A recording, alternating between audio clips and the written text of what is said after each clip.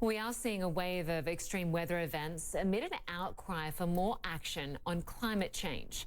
A new report is mapping how climate change will shape the health of young people and impact every stage of their lives.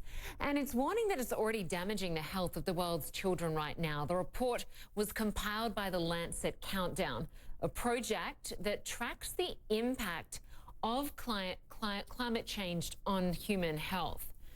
Well, let's bring in Nick Watts. He's the Executive Director of the Lancet Countdown. He joins me now from London. Good to have you with us. Hi, it's good to be here.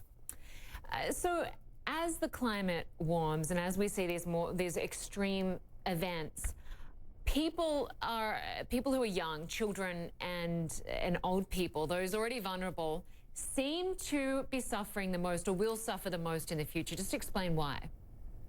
Yeah, so you're exactly right. The report that's out this week, published in the Lancet, the world's leading medical journal, it's the result of 35 different institutions scattered across every continent, the World Health Organization, Tsinghua University, the University of Sydney.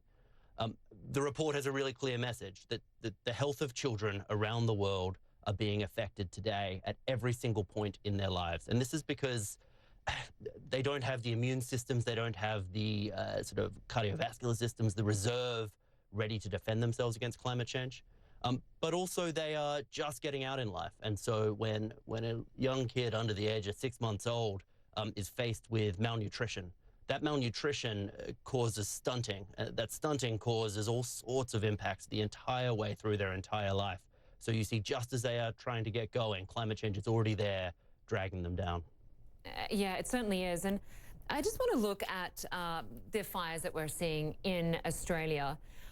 Because it is an unprecedented number of bushfires, particularly in New South Wales and Queensland. And this report found, not surprisingly, that human exposure to fires has doubled since 2000. And this, of course, has a huge financial cost, but it is also claiming lives. You're exactly right. The human cost of wildfires is enormous. And so we see that in California this September. We see that in New South Wales, in Sydney. My little sister is in Sydney at the moment. She woke up this morning, she looked to the east and she saw blue sky. She looked to the west and she saw black sky. She tried to go for a run and she couldn't because she had an asthma attack. That's what the human symptoms, the human effects of climate change look like. Now, we don't have the information just yet to talk about wildfires and climate change in the case of Sydney, but we do have detection and attribution studies that let us say that those events in California would not have happened without the fingerprints of climate change. And we do know that we had 26 fire chiefs from across New South Wales preparing and predicting that these sorts of wildfire crises would be coming the way of Sydney, the way of New South Wales, because they were concerned about climate change. And Nick, as not only does the report find that young people could be most impacted by climate change going forward, but from what we're seeing, the protests right around the world, it's young people that are really demanding action here, that are demanding change. We're seeing people like Greta Thunberg really take a stand here. Why is it, do you think, that politicians worldwide are really failing to come together on this? And why does such a large number of the so-called baby boomer population reject the science? It's a really difficult point. It's a really difficult question to answer. It's so important that we remember, and the second part of the report that came out this week stresses the fact that on the one hand, we have this child born today who is alive right as we speak, and they will experience a 4-degree world, a world that is significantly more dangerous for their health. But it's so important that we stress exactly what you're saying, that there is a positive way that we can respond to climate change.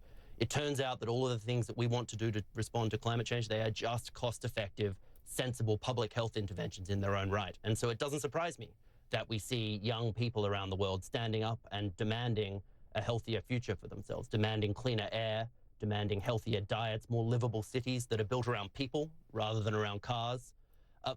The sorts of changes we're talking about, they are enormous, and to some extent there are things that individuals need to do. But you're exactly right. Governments aren't moving fast enough. And even as we see the commitments under the Paris Agreement, under the UN Climate Change Agreement, we're still not seeing those health benefits materialize fast enough. And it's unfortunately happening at the expense of lives and of livelihoods. And just to tap a little bit further along that line of hope that you mentioned, the report does say there are reasons for hope. And among them, China, the world's largest carbon emitter, is continuing to reduce its reliance on coal. Europe saw improvements in air pollution levels in 2016, and globally, more people are driving electric cars, and health systems are starting to plan for climate crisis. Certainly hopeful signs, but is it really enough? What else can be done? You're right. So there are reasons for hope. We call them the glimmers of sort of optimism, because there are positive changes. A child born today, by the time they turn 6 years old, if they're born in the United Kingdom, they won't know what a coal-fired power plant is, because the United Kingdom and 32 other countries around the world will have phased out coal just because it's bad for public health and because it's bad for the climate. By the time that child turns 21 years old, if they're born in France or Western Europe, they'll be buying their first car, but they won't be able to buy a diesel or a petrol car. And that will be good for air pollution. It'll be good for their physical activity if instead we have actually designed cities that encourage them to walk to work, to cycle to work, to exercise more. That'll be good for their health as well. Finally, by the time that child reaches the age of 31, if the world meets its commitments under the Paris Agreement, we will have reached what we call net zero. Now, this is sort of technical jargon, but really what it's getting at is a transformation in the way that we consume food, our agricultural systems and our diets, a transformation in sort of air pollution, and a transformation in the way that we run our health systems. Increasingly, we are starting to see the world respond, but there are some low-hanging fruit that we really need to start targeting first. We need to rapidly phase out coal-fired power. We need to rapidly invest in our health systems, make sure that the NHS, make sure that the Australian health system, the United States health system is able to cope with the health impacts of climate change, that it doesn't get overwhelmed. And we need to make sure that we are investing in the countries and the populations, the people who are the most vulnerable to the effects of climate change and the least responsible. Nick Watts, Executive Director of the Lancet Countdown. Really great to get your perspective today. Good to have a fellow Aussie on the show as well. Thanks so much. Thank you. Well, still to come, Prince Andrew is going public. The British royal speaking out on his friendship with the late convicted sex offender Jeffrey Epstein. We're going to have that report when we come back.